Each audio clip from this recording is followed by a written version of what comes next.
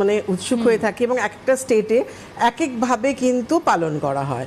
এবং আজকেই আমার সাথে কথা হচ্ছিল আমাদের নর্থ ইস্টে, ওখানে এটা আসামে এটা বিহু, যেটা খুব বড় একটা ফেস্টিভ্যাল, ওদের কাছে বিশাল বড়। এবং আমার প্রচুর মানে ভিউয়ার্স আছেন আসাম, আগরতলা, ত্রিপুরা থেকে আমাদের ফোন করেন। এরকম বিভিন্ন স্টেটে এটাকে বিভিন্নভাবে পালন করা হয় নববর্ষটাকে।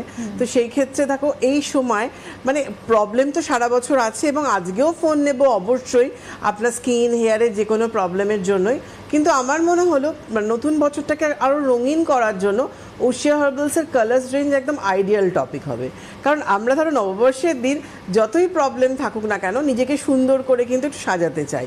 আর সেই সুন্দর করে সাজানোর জন্য ওশিয়া হার্বালসের কালার্স রেঞ্জ কিন্তু পুরোপুরি রেডি হয়ে আছে।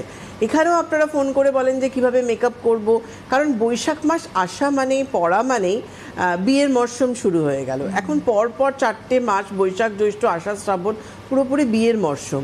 সেখানে কিন্তু আমরা সুন্দর করে সাজবো, মেকআপ করবো, আর সেখানে ওশিয়া হার্বালসের কালার রেঞ্জ ছাড়া আমার মনে হয় সবটাই কিন্তু অসম্পূর্ণ থেকে যায়।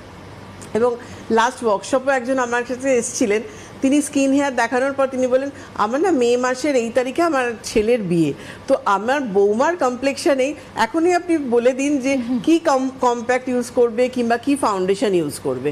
দেখো, যদি আমরা পুরোপুরি মেকআপের আসি, মানে কিভাবে পুরো মেকআপটা করবেন, সেই ক্ষেত্রে প্রথমে যখন আপনি মেকআপ করছেন, প্রথম যে স্টেপটা হয় প্রাইমার, সেই প্রাইমারটা কিন্তু ওশিয়া হার্বালসের রয়েছে, এবং এই প্রাইমারটা ভীষণ ভালো, মানে একদম আপনার স্কিনের মধ্যে একটা ভেলভেট টাচ এনে দেবে। এই প্রাইমারটা আপনি ইউজ করতে পারছেন, কিন্তু প্রাইমার করার আগে কিছু স্টেপ থাকে।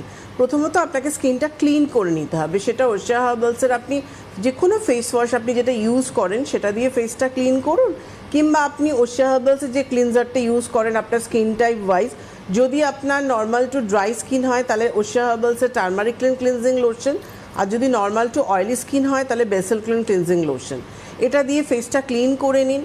করে নেওয়ার পর, কেন সবসময় ক্লিনিং ফেসে কিন্তু মেকআপ করবেন, রোদ্দুর থেকে ঘেমে টেমে এলেন, ওই কোথাও যেতে হবে ওর ওপরে মেকআপ করলেন, সেটা করবেন না।